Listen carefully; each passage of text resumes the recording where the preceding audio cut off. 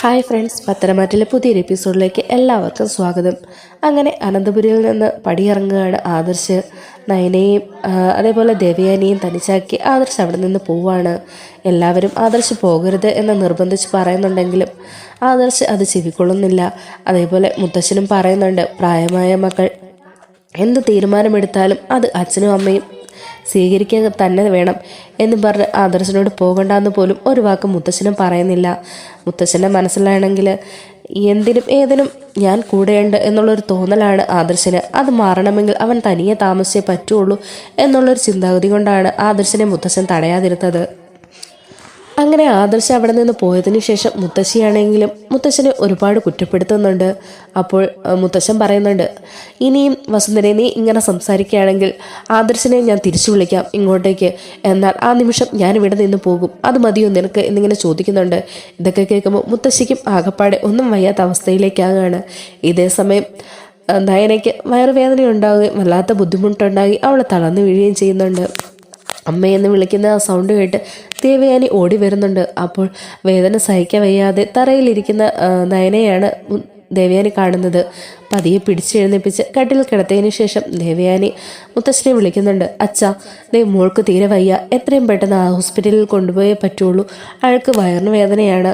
അങ്ങനെ മുത്തശ്ശനും അതുപോലെ ജയനും ഒക്കെ കൂടി നയനയും കൊണ്ട് ഹോസ്പിറ്റലിലേക്ക് പോകുന്നുണ്ട്. അവിടെ ചെന്നതിന് ശേഷം ഡോക്ടർ പരിശോധിച്ച് പറയുന്നുണ്ട്, കൂടുതൽ ടെൻഷൻ അടിച്ചതിൻ്റെ ഇതുകൊണ്ടും ശരീരം ശ്രദ്ധിക്കാതെ വല്ലാതെ വീക്കായിട്ടുണ്ട്, അതുകൊണ്ടാണ് പെട്ടെന്ന് ഇങ്ങനെ ഒരു ബുദ്ധിമുട്ടുണ്ടായത് എന്നും പറഞ്ഞ് അവർ മരുന്ന് കൊടുത്ത് അന്നത്തെ ദിവസം അവിടെ അഡ്മിറ്റ് ആക്കുന്നുണ്ട്. അങ്ങനെ തിരിച്ച് വീട്ടിലെത്തിയ മുത്തശ്ശൻ്റെ എനിക്ക് മുത്തശ്ശി പറയുന്നുണ്ട്, നിങ്ങൾ ഒരിക്കലെങ്കിലും ആദർശ് മോനോട് പോകണ്ട എന്ന് പറഞ്ഞിരുന്നെങ്കിൽ അവൻ പോവില്ലായിരുന്നു. അങ്ങനെയായിരുന്നുവെങ്കിൽ നയനമോൾക്ക് ഇപ്പം ഈ അവസ്ഥ ഉണ്ടാവില്ലായിരുന്നു. ഒത്തിരി നാൾ കാത്തിരുന്നിട്ടല്ലേ നമുക്ക് ആദർശ് മോനൊരു കുഞ്ഞ് ജനിക്കാൻ പോകുന്നത്. ആ കുഞ്ഞിന് എന്തെങ്കിലും സംഭവിച്ചാൽ നമുക്ക് ആർക്കെങ്കിലും താങ്ങാൻ പറ്റുമോ എന്നൊക്കെ ചോദിക്കുന്നുണ്ട്. എന്നാൽ ഇതിനൊന്നും മറുപടി പറയാതെയാണ് മുത്തശ്ശനകത്തേക്ക് കയറി പോകുന്നത്. ഈ സമയത്ത് അവന്തികയാണെങ്കിൽ അവളുടെ അച്ഛനെ ഫോൺ ചെയ്തുകൊണ്ടിരിക്കുകയാണ്.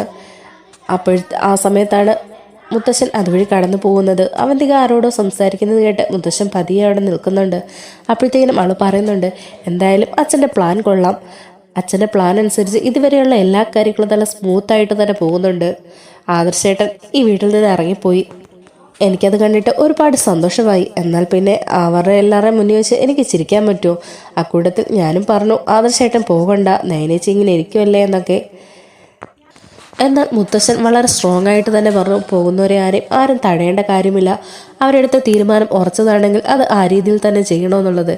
എന്തായാലും അനന്തപുരിയുടെ ആദ്യം മൂർത്തി ജ്വല്ലറിയുടെ പടിയിറങ്ങി ഇപ്പോൾ എം ഡിയുടെ സ്ഥാനം രാജിവെച്ച് ഇപ്പോൾ അനന്തപുരിയിൽ നിന്നും പുറത്തായി. ഇനി അച്ഛൻ്റേതായ കാര്യങ്ങളെല്ലാം നടത്താനുള്ള സമയമായിട്ടുണ്ട്. എത്രയും പെട്ടെന്ന് തന്നെ മൂർത്തി ജ്വല്ലറിയെ തറ പറ്റിക്കണം. അതിനുശേഷം ജ്വല്ലറിയുടെ എം ഡി ആക്കി നമുക്ക് അഭിയേട്ടന് ഇരുത്തണം. അതെല്ലാം ഇനി അച്ഛൻ്റെ കഴിവ് പോലിരിക്കും. ഇത്രയും വരെ എത്തിച്ചില്ലേ? അപ്പം നാഗേന്ദ്രൻ പറയുന്നുണ്ട്, എന്തായാലും ആദർശ് എന്നൊരു വലിയ കൊമ്പ് നമുക്ക് ഒടിക്കാൻ സാധിച്ചില്ലേ, ഇനി അതിൻ്റെ ബാക്കി നമുക്ക് നോക്കാം. ഇനിയിപ്പോൾ മൂർത്തി അനിയായിരിക്കും അതിൻ്റെ എം ഡി സ്ഥാനത്തേക്ക് ഇരുത്താൻ പോകുന്നത്. എന്തായാലും ആ US കമ്പനിയുടെ ഡീലിങ്സിൽ ആദർശേട്ടൻ വരാതിരുന്നത് കൊണ്ടാണ് നമുക്ക് ആ ഡീലിങ്സ് കിട്ടിയത്, എഗ്രിമെൻറ്റിൽ ഒപ്പിടാനും പറ്റിയത്. എന്നാൽ അതിലേക്ക് മുത്തശ്ശനെ ഏറ്റവും കൂടുതൽ ചൊടിപ്പിച്ചത് ആദർശേട്ടൻ ഉറങ്ങിപ്പോയി എന്നുള്ള കാരണം കൊണ്ട് അവിടെ എത്താതിരുന്നതിനാലാണ്. മറ്റേത് കാരണമായിരുന്നെങ്കിലും ആക്സിഡൻറ്റോ അങ്ങനെ എന്തെങ്കിലും പ്രശ്നമോ അല്ലെങ്കിൽ അവിടെ വത്തിയതിന് ശേഷം അത് കിട്ടാതെ പോവുകയൊക്കെ ചെയ്തതാണെങ്കിൽ ആദർശേട്ടനോട് മുത്തശ്ശൻ ക്ഷമിച്ചേനെ. എന്നാൽ വളരെ നിസ്സാരമായ കാര്യം, ഞാൻ ഉറങ്ങിപ്പോയി മുത്തശ്ശ എന്ന് പറയുമ്പോൾ ആ ഒരൊറ്റ കാരണം കൊണ്ടാണ് ആദർശേട്ടനെ ഇറക്കി വിടാൻ വരെ മുത്തശ്ശൻ തയ്യാറായത്. എന്തായാലും നമ്മുടെ ജ്വല്ലറിയിലെ സ്റ്റാഫ് നല്ല അടിപൊളിയാണ്. സെയിൽസിന് മാത്രമല്ല നല്ല ഒന്നാന്തരമായിട്ട് അഭിനയിക്കാനും അറിയാം അവർക്ക്. അതുകൊണ്ടല്ലേ സ്റ്റാലിൻ മാർട്ടിൻ കമ്പനിയുടെ PR ആണെന്നും പറഞ്ഞ് ആദർശേട്ടൻ എനിക്ക് വരാനും ആ ജ്യൂസിൽ മയക്കുമരുന്ന് കലർത്തി കൊടുക്കാനും പറ്റിയത്. അത്രയ്ക്ക് നല്ല ആർട്ടിസ്റ്റുകളുള്ളതാണ്. എന്തായാലും അച്ഛൻ സൂക്ഷിച്ചോ. ഏതെങ്കിലും രീതിയിൽ മുത്തശ്ശൻ ഇതൊക്കെ കണ്ടുപിടിച്ചിട്ടുണ്ടെങ്കിൽ അതിൻ്റെ ഭവിഷ്യത്ത് എന്തായിരിക്കും നമുക്ക് ചിന്തിക്കാൻ കൂടി കഴിയില്ല. അപ്പോൾ നാഗേന്ദ്രൻ പറയുന്നുണ്ട്, അത് പല്ലുപോയ സിംഹമാ, അതിന് എത്ര ചാടിയാലും ഇത്രയ്ക്കിത്രേ സംഭവിക്കുകയുള്ളൂ. ഇതെല്ലാം വെളിയിൽ നിന്ന് കേൾക്കുന്ന മുത്തശ്ശൻ ആകപ്പാടെ സ്തംഭിച്ചു പോകുന്നുണ്ട്. അപ്പോൾ മറ്റാരുമല്ല, നമ്മുടെ മൂർത്തി ജ്വല്ലറിയെ തകർക്കാനായിട്ട് ഇറങ്ങിയിരിക്കുന്ന ഒളിഞ്ഞു നിന്നും മറിഞ്ഞു നിന്നും പ്രതികരിക്കുന്ന ആ ശത്രു, അത് നാഗേന്ദ്രനാണ്. അവരെയാണല്ലോ അവർത്തിക അച്ഛനച്ഛൻ പറയുന്നത് എന്നൊക്കെ ഇങ്ങനെ മുത്തശ്ശൻ ചിന്തിക്കുകയാണ്. അതിനുശേഷം മുത്തശ്ശൻ അവിടെ നിന്ന് പോവുകയാണ്. അവന്തിക ഫോണും കട്ടാക്കുന്നുണ്ട്. മുത്തശ്ശൻ ഇതൊന്നും അറിഞ്ഞ രീതി പോലും ആരോടും കാണിക്കുന്നുണ്ടായിരുന്നില്ല. അതിനുശേഷം അടുത്ത MD തിരഞ്ഞെടുക്കാനുള്ള കാര്യങ്ങൾക്കായി അവിടുത്തെ ബോർഡ് മീറ്റിംഗ് വിളിച്ചു ചേർക്കുന്നുണ്ട്. അക്കൂട്ടത്തിൽ പലരും അനിയെ MD ആക്കാം എന്ന് നിർദ്ദേശിക്കുന്നുണ്ടെങ്കിലും ചേട്ടൻ്റെ സ്ഥാനം എനിക്ക് വേണ്ട എന്നും അത് ഏട്ടൻ അവകാശപ്പെട്ടതാണ്, ആ സ്ഥാനത്ത് ഞാൻ ഇരിക്കാൻ അർഹനല്ല എന്നും പറഞ്ഞ് അനി അത് സന്തോഷപൂർവ്വം തന്നെ നിരസിക്കുന്നുണ്ട്. ഈ സമയത്ത് അവന്തികയുടെ മനസ്സിൽ എന്താ ഉള്ളത് എന്നറിയാമെന്നുള്ള ഉദ്ദേശത്തിൽ മുത്തശ്ശൻ പറയുന്നുണ്ട്.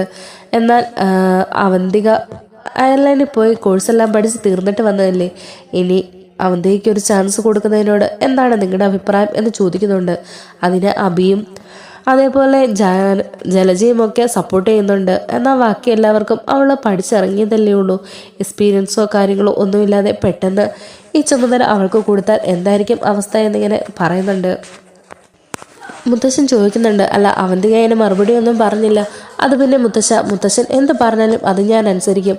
അതോടുകൂടി മുത്തശ്ശൻ ഉറപ്പാകുകയാണ് അവളുടെ ഉദ്ദേശം എംഡിൽ കസേരയിലിരുന്ന് എങ്ങനെയെങ്കിലും മൂർത്തി ജ്വല്ലറിയെ താഴത്തേക്ക് കൊണ്ടുവരിക എന്നുള്ളത് മാത്രമാണ് എന്നുള്ളത്. എന്നാൽ അജയനും ജയവേനും ദേവയാനി എല്ലാവരും തന്നെ പറയുന്നുണ്ട്, അവൾ പഠിച്ചിറങ്ങിയതല്ലേ ഉള്ളൂ, ഒരു എക്സ്പീരിയൻസും ഇല്ലാതെ പെട്ടെന്ന് MD സ്ഥാനം കൊടുക്കുക എന്ന് പറഞ്ഞാൽ അത് എങ്ങനെയാണെന്ന്. അങ്ങനെ മുത്തശ്ശൻ അടുത്ത ഒരു ബോർഡ് മീറ്റിങ്ങിൽ തീരുമാനം എടുക്കാം എന്നുള്ളതിൽ അത് ബെൻഡിങ്ങിലേക്ക് വെക്കുകയാണ്.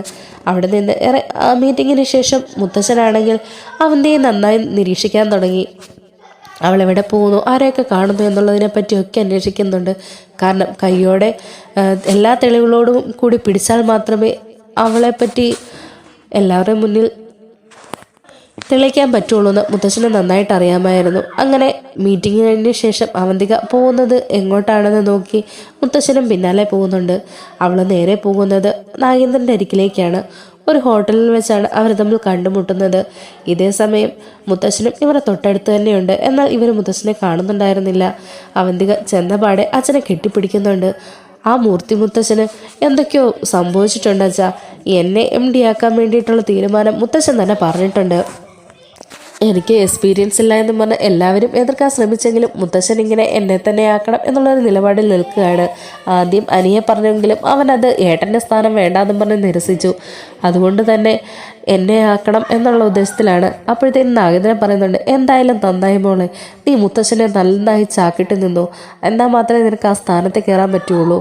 അവിടെ ഇരുന്നതിന് ശേഷം എങ്ങനെയെല്ലാം മൂർത്തി ജ്വല്ലറിയെ താഴത്തേക്ക് കൊണ്ടുവരാവോ അതെല്ലാം നീ ചെയ്യണം. എന്നിട്ട് നീ MD ആയിരിക്കുന്ന കാലയളവിൽ വേണം നമുക്ക് ജ്വല്ലറി മുകളിലേക്ക് കൊണ്ടുവരാൻ. അതിനുശേഷം വേണം അബിയെ നമുക്ക് MD ആക്കാനായിട്ട്. എന്നാൽ മാത്രമേ അനന്തപുരിയിലും അതേപോലെ മൂർത്തി ജ്വല്ലറിയിലും മൂർത്തി മുത്തശ്ശൻ എന്ന് പറയുന്ന ആൾ ഒന്നുമല്ലാതാവുകയുള്ളൂ. അതെനിക്ക് കാണണം. അങ്ങനെ തകർന്ന് തരിപ്പണമാകുന്നത് അഭിമാനിതനായി നിൽക്കുന്നതും എനിക്ക് കാണണം. അതാണ് എൻ്റെ ഏറ്റവും വലിയ ആഗ്രഹം. അതിനുവേണ്ടി ഞാൻ ഏതറ്റം വരെയും പോകും, എങ്ങനെ വേണേലും പ്രയത്നിക്കും എന്നൊക്കെ നാഗേന്ദ്രൻ പറയുന്നുണ്ട്. ഈ സമയത്ത് മുത്തശ്ശൻ അവരുടെ മുന്നിലേക്ക് വന്ന് നിൽക്കുകയാണ്. പെട്ടെന്ന് മൂർത്തി മുത്തശ്ശനെ കാണുന്ന നാഗേന്ദ്രനും അതേപോലെ അവന്തികയും ഞെട്ടിപ്പോകുന്നുണ്ട്. അപ്പോൾ മോളുടെ മാസ്റ്റർ പ്ലാൻ ഇതൊക്കെയായിരുന്നല്ലേ എന്നിങ്ങനെ മുത്തശ്ശൻ ചോദിക്കുന്നുണ്ട്. എന്നാൽ ഈ സമയത്ത് ഒന്നും സംസാരിക്കാൻ പറ്റാത്ത അവസ്ഥയിൽ മിണ്ടാതെ തലകുനിച്ച് നിൽക്കുകയാണ് അവന്തിക. എനിക്ക് അറിയണമായിരുന്നു ഇതിൻ്റെ പിന്നിൽ ആരാണെന്ന്. അത് കണ്ടുപിടിക്കാൻ വേണ്ടിയിട്ടാണ് അവന്തികയെ ഞാൻ MD ആക്കാമെന്ന് പറഞ്ഞത്. അവൾ അതിനുശേഷം നേരിട്ട് നിന്നെ കാണാനേ വരുവുള്ളെന്ന് എനിക്ക് നന്നായിട്ട് അറിയാമായിരുന്നു. നീ എന്താ വിചാരിച്ചേ? കാര്യങ്ങളൊന്നും അറിയാതെ ഇപ്പോഴും മൂഢനായിരിക്കുന്ന കിളവനായി പോയി ഈ മൂർത്തി മുത്തശ്ശനെന്നോ? ഒരിക്കലുമില്ല. മൂർത്തിക്ക് പല്ല് കൊഴിഞ്ഞാലും മൂർത്തി സിംഹം തന്നെയാണ് എന്നുള്ള രീതിയിലൊക്കെ സംസാരിക്കുന്നുണ്ട് മൂർത്തി മുത്തശ്ശൻ. ഇതേ സമയത്ത് തന്നെ ആദർശ് നാഗേന്ദ്രനെ പറ്റിയുള്ള എല്ലാ തെളിവുകളും കണ്ടുപിടിച്ച് മുത്തശ്ശൻ്റെ അരികിലേക്ക് എത്തുന്നുണ്ട്.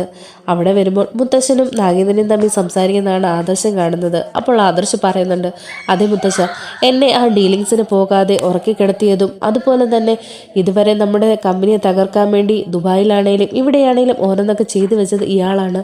ഇയാൾ ഒറ്റയൊരുത്തനാണ് ഈ അവസ്ഥയ്ക്ക് കാരണമാക്കിയത്.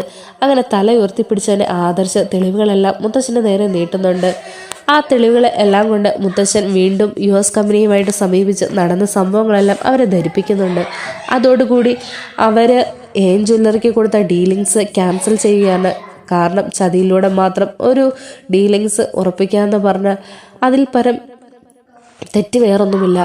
അതുപോലെ ഇതേപോലെ ഇനിയും അവസരങ്ങൾ കിട്ടിയാൽ അവർ ആ കമ്പനിയെ തന്നെ ചതിക്കുമെന്ന് അവർക്ക് നന്നായിട്ടറിയാം. അതുകൊണ്ടാണ് അങ്ങനെ ഒരു ചതിയിലൂടെ നേടിയെടുത്ത ഡീലിങ്സ് അത് നിലനിൽക്കില്ല എന്നുള്ള ഉദ്ദേശത്തിൽ അത് ക്യാൻസൽ ചെയ്ത് അതേപടി അത് മൂർത്തി ജ്വല്ലറിക്ക് നൽകുന്നത്. അതോടുകൂടി താഴേക്ക് കൂപ്പുകുത്തിക്കൊണ്ടിരുന്ന ഷെയർ മാർക്കറ്റിൽ മൂർത്തി ജ്വല്ലറി വീണ്ടും 1ാം സ്ഥാനത്തേക്ക് എത്തുകയാണ്. അങ്ങനെ എല്ലാവരുടെയും മുന്നിൽ നാണം കേട്ട് തല താഴ്ത്തി ഇറങ്ങിപ്പോയ ആദർശ് എല്ലാവരുടെയും മുന്നിൽ തലയുയർത്തി വിജയശ്രീ ലാളിതനായി വീണ്ടും പഴയ MD കസേരയിലേക്ക് തിരിച്ചെത്തുകയാണ്.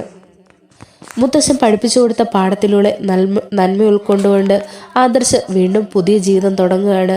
നയനയും ദേവയാനിയും അതേപോലെ ജയനും എല്ലാവർക്കും തന്നെ ഒരുപാട് സന്തോഷമാകുന്നുണ്ട്. അനിയും നന്ദുവും ഇതിനു വേണ്ടിയിട്ട് ഒരുപാട് പരിശ്രമിച്ചു. അക്കാര്യങ്ങളും ആദർശ് മുത്തശ്ശനെ ധരിപ്പിക്കുന്നുണ്ട്. അങ്ങനെ എല്ലാവർക്കും സന്തോഷമായൊരു സമാപനം തന്നെ കാണാം.